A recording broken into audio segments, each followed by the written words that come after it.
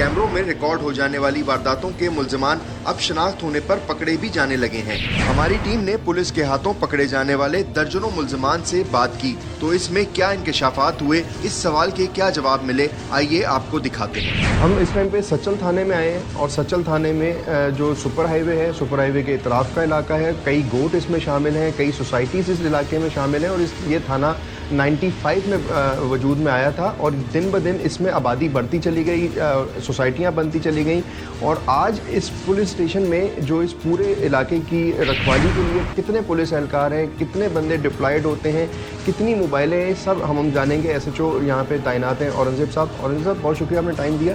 पहले तो अपने एरिया के हवाले से बता दीजिएगा कि कितना बड़ा एरिया है आपका, कितने किलोमीटर के ऊपर फैला हुआ है, कितनी आबादी आप एक्सपेक्ट करते हैं कि इसमें रहती होगी और कितने पुलिस एहलकार एक वक्त में ड्यूटी पर आइज अंजाम दें? देखें, मैं ये समझता हूँ कि जो हमने इसका स्क्वायर किलोमीटर के हिसाब से हमने एक जो इसका अंदाज़ा लगाया, तकरीबन 28 स्क्वायर किलोमीटर हमारा एरिया बनता है। अच्छा, एक आप रफ आइडिया बताएं कि कितनी आबादी आपके एरिया में लोग रिहाइश पजीर होंगे, एक रफ आइडिया। मैं ये समझता हूँ कि तकरीबन 20 लाख और कितने एहलकार एक वक्त में ड्यूटी पे होते हैं? टोटल मेरे पास इस वक्त 150 की स्ट्रेंथ है, यानी कि एक वक्त में हम तकरीबन दिन के टाइम में हमारे 76 आदमी निकलते हैं और रात में 46, और इसके अलावा फिर हमारी इस 76 का मतलब ये हुआ है इसमें आपके थाने के ऊपर जो ड्यूटी अफसर, हेड मोरर, मुंशी, ये सब शामिल है? मैं बिल्कुल 76 में मैं आपको जो हमारे कोर्ट भी लोग जाते हैं, दिन में जो हमारी स्ट्रेंथ है वो 76 है। अगर मैं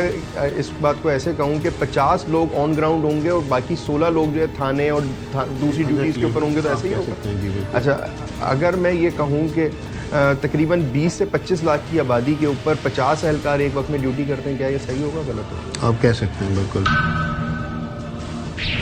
मुझे थोड़ा सा ये मैप नज़र आ रहा है, अगर आप अपने एरिया को थोड़ा सा लोगों के लिए डिफाइन कर दें तो थोड़ा हमें आसानी हो जाएगी। ये मरीज कैंट का हमारा गेट नंबर 5, ये रोड भी हमारे पास लगता है और ये फिर हम सुपर हाईवे को टच करते हैं। यहाँ से आप स्टार्ट करते हैं और ये पूरा सुपर हाईवे दोनों से जमाली पुल तक तो रोड जो है वो साइड सुपर हाईवे थाने में, लेकिन जो इसकी लेफ़्ट साइड की आबादी है वो हमारे पास है। तो हम स्टार्ट करते हैं जमाली पुल से, फिर हमारे पास ये दोनों रोड भी आ जाते हैं और हम जाते हुए आप ये सुपर हाईवे देख रहे हैं और ये बकर गोट और ये लियारी एक्सप्रेसवे का आप सारा इलाका आप कह सकते हैं। Abbas town most sensitive area है जो उसमें पहले। आप क्या समझते हैं कि क्राइम के दिन ब दिन बढ़ने की वजूहात क्या हैं? पुलिस इस पर कंट्रोल क्या नफरी कम होने की वजह से नहीं कर पा रही है? क्या आपकी नज़र में एक वजूहात क्या है? देखिए, स्ट्रीट क्राइम जिस तरह पूरे शहर में हो रहा है और हमारे पास इसकी बढ़ने की वजह पॉपुलेशन भी कह सकते हैं और खुले रोड, क्योंकि एरिया थोड़ा सा वाइड है और पीछे साथ अफगान बस्ती लगती है हमारे पास, पीछे सुराब गोट का पूरा एरिया साथ लगता है। आपने इतने दिनों में जो स्ट्रीट क्राइम्स के मुल्ज़िम पकड़े जा रहे हैं, इसमें आप क्या समझते हैं कि वो जो स्ट्रीट क्राइम करने वाले हैं ज़्यादातर आदी स्ट्रीट क्रिमिनल्स हैं या बहालत मजबूरी वारदातें करने वाले इसमें शामिल होते चले जा रहे हैं? स्ट्रीट क्राइम का एक ख़ास वजह तो हमारी जो माशी हालत है, जो इस वक्त जो पोजीशन चल रही है।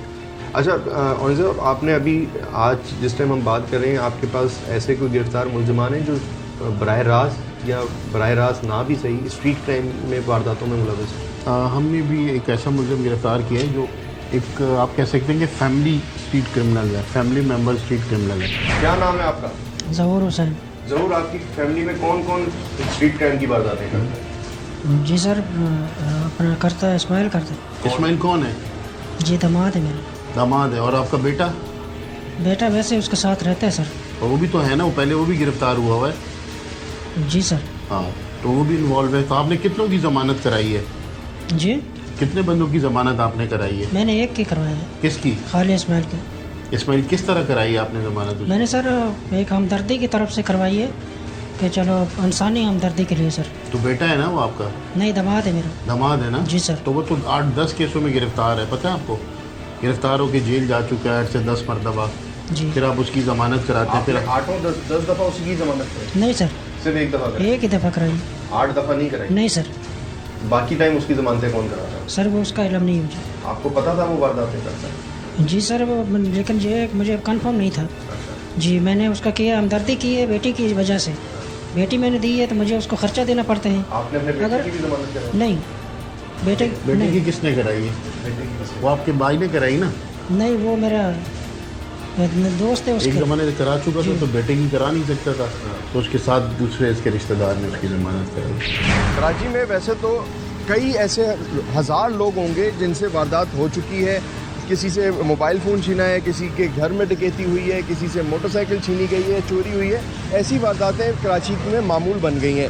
हम हर शख्स और जिन अफराद से वारदातें हुई उनसे रब्ता तो नहीं कर सके या उनसे हम रब्ता नहीं कर सकते, लेकिन चंद एक ऐसे लोग हैं जिनके साथ वारदात हुई, उनमें से एक शहरी हमारे साथ मौजूद है, उनसे बात कर लेते हैं। थोड़ा मुझे बताइए कि जब वारदात हुई तो क्या हुआ था, आपको कहाँ लूटा गया? ये मैं बिल्कुल अपने घर के करीब ही था, बिल्कुल यानी कि घर तकरीबन पहुंच गया था। मैं ग्लासेस में देखा ना बाइक में कि मोटरसाइकिल पे 2 लड़के आ रहे हैं, काफ़ी जल्दी में, तो वो मैं बल्कि साइड दिया, उनको रास्ता दिया, उन्होंने आके बाइक लगा दी मेरे, जो कुछ आप निकाल दें साहब बिल्कुल। उसमें मेरे समझे कि मोबाइल, अपना ATM कार्ड थे 2, मेरे CNIC था, ओरिजिनल ड्राइविंग लाइसेंस था, सब चीज़ें इन्होंने। अच्छा, यहाँ पे कुछ और लोग मौजूद हैं, उनसे वारदात तो नहीं हुई, लेकिन हम उनसे सिर्फ ये जानना चाहेंगे कि वो कराची में स्ट्रीट क्राइम का जिम्मेदार किसको समझते हैं। क्या वो ये समझते हैं कि जो महंगाई हो रही है वो वजह है, पुलिस क्राइम पे कंट्रोल नहीं कर पा रही वो वजह है, या पाकिस्तान के दूसरे शहरों से जो लोग कराची का रुख कर रहे हैं वो उसकी वजह से क्राइम बढ़ रहा है? तो आप लोग मुझे बताइए कि क्या वजह समझते हैं, स्ट्रीट क्राइम क्यों है? मैं तो इस महंगाई को ही इसका दोष दूंगा। ज़ाहिर बात है, जब इंसान को खाने पीने के लिए प्रॉब्लम होगा तो फिर वो इस टाइप की स्नैचिंग करेगा। जब देखें आप, जब कभी किसी इस टाइप का महंगाई का प्रॉब्लम आया है, स्नैचिंग कराची शहर के अंदर ज़्यादा हो गई है, लूटा मारी ज़्यादा हो जाती है, लोग होते हैं। बहरहाल ये है कि गवर्नमेंट क्या कर रही है क्या नहीं कर रही, सबके सामने। सुबह के टाइम ऐसा होता है कि अक्सर लेडीज़ निकल रही है जॉब के लिए, उनके साथ स्नैचिंग होती है कि गवर्नमेंट रोड पे मूव कर रही होती है, फिर उन्होंने बाद में गलियों में भी मूव करना शुरू किया, लेडीज़ से बदतमीजी भी की गई। और इकट्ठा है कि पूरा ग्रुप आता है, 6-7 मोटरसाइकिलों पे आते हैं और लाइन से लूटते हुए जाते हैं। आप क्या समझते हैं, आप भी इनकी बात से एग्री करते हैं? बिल्कुल एग्री करता हूँ मैं इस बात से कि जैसे अब पुलिस हमारी तो नाकाम हो गई है बिल्कुल, वो किसी मर्ज की दवा नहीं है। अगर हमारे अपने ही लोग, फिर हम लोग यही करेंगे, क्या कहेंगे, हम लोग अपने ही लोग बैठ के जा सकते यार के जो है लड़के वही ड्यूटी दें, यही कर सकते हैं। और क्या करें, अब हमारी पुलिस नाकाम हो गई है, अपनी मदद आपके तहत। स्पेशलाइज्ड इन्वेस्टिगेशन यूनिट ने गुज़िश्ता दिनों एक ऐसे गिरोह को पकड़ा जो बैंक से पैसे निकलवा के जाने वाले शहरियों को लूटता था। इस गिरोह में ताहिर नाम का मुलजिम भी शामिल है, जो कारोबार तबाह होने पर डकैत बन गया। इसका एक बेटा अमेरिका में ज़ेरे तालीम है। ये वीडियो साइट एरिया में होने वाली डकैती की है। ताहिर हुसैन और उसका साथी बैंक से रकम लेकर निकलने वाले शहरी को लूट रहे हैं। यही रिकॉर्डिंग उनकी गिरफ्तारी का जरिया साबित हुई। भाई साहब, पुलिस ने आपको क्यों पकड़ा? ये मैं डकैती के लिए निकला हुआ था, इसकी पकड़ा। क्या करते थे आप, कैसे वारदात करते थे? और जो बैंक से निकलता है उसके पीछे आके इसको पकड़ लेते हैं। अच्छा, कितनी वारदातें की आप तक? 5 वारदातें की। जेल भी गए? जी, जेल गया हूँ। कितनी दफ़ा? 5-6 दफ़ा गया। वापसी कब आए थे लास्ट टाइम जेल से, कब जमानत पे आए? ये जनवरी में। जनवरी में, और फिर वारदात शुरू कर दी? जी। क्यों ये वारदात करने की वजूहत क्या है आपकी, क्यों वारदात की तरफ आए आप? बस सर, इतना अखराजात हो जाते हैं, ये केस हो जाते हैं कि वो कर्जे ले लेके आदमी दब जाता है। आपका बेटा अमेरिका में? सॉरी, जी हाँ। वहाँ क्या करता है वो स्टूडेंट। तो और खुद आप यहाँ वारदातें कर रहे हैं, यानी कि बेटे को आप एक अच्छा शहरी बनाना चाह रहे हैं और आप खुद वारदातें कर रहे हैं, ऐसा ही है? जी। तो इस पर कभी ख्याल नहीं आया कि चलो यार अब वारदातें कर ली हैं, अब जो हो गया गुनाह आप छोड़ देते हैं? मैं आपको बता रहा हूँ ना सर, कि जब आदमी करता रहता है, फिर जब पकड़ा जाता है, फिर वो अखराजात इतने हो जाते हैं, इतना ज़्यादा कर्जा चढ़ जाता है निकलने के लिए, वो फिर दोबारा उसी रास्ते पे खड़ा हो जाता है। CCTV कैमरों में रिकॉर्ड ये सिर्फ वो वाकयात हैं जो सामने आ गए, वरना हर रोज ऐसे लातादाद वाकयात भी हो रहे हैं जो सिर्फ पुलिस के नारवा सलूक या कानूनी चक्रों के खौफ से शहरी रिपोर्ट ही नहीं करवाते। SSP SIU आरिफ अजीज का कहना है कि साल के कुछ अरसे में डकैती और चोरी की वारदातों में अचानक इजाफा हो जाता है। इस वक्त हम मौजूद हैं स्पेशल इन्वेस्टिगेशन यूनिट में, और इस यूनिट का क़याम इसलिए अमल में लाया गया था कि कराची में जितनी भी वारदातें होती हैं, यानी कि वो बैंक से रकम लेकर निकलने वाले अफराद को लूटने की वारदातें हों, घरों में लूटने की डकैती करने की वारदातें हों, या स्नैचिंग की कोई भी वारदात हो, उसके लिए एक स्पेशल यूनिट बनाया गया, स्पेशल इन्वेस्टिगेशन यूनिट उसका नाम है।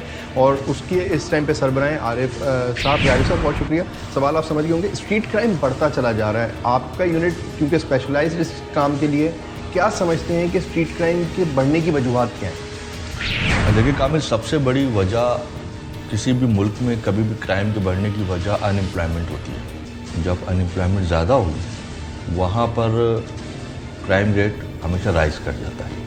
ये एक वेव है जो आई थी। और अच्छा, इतने दिनों में जो स्ट्रीट क्राइम बढ़ा, गुज़श्ता हम 2 महीने या 1 महीने की मिसाल ले लें, आपने मुल्ज़मान पकड़े, उसमें आप क्या समझते हैं कि कितने फ़ीसद मुल्ज़िम ऐसे थे जो बहालत मजबूरी या कारोबार ना होने की वजह से वारदातें कर रहे थे? कितने फ़ीसद मुल्ज़िम ऐसे थे जो कराची से बाहर से आके वारदात करके फिर अपने अपने शहरों को या अपने अपने गाँव को चले जाते थे? एग्जैक्टली यही 3 चीज़ें हैं हमारे सामने हमेशा आती हैं।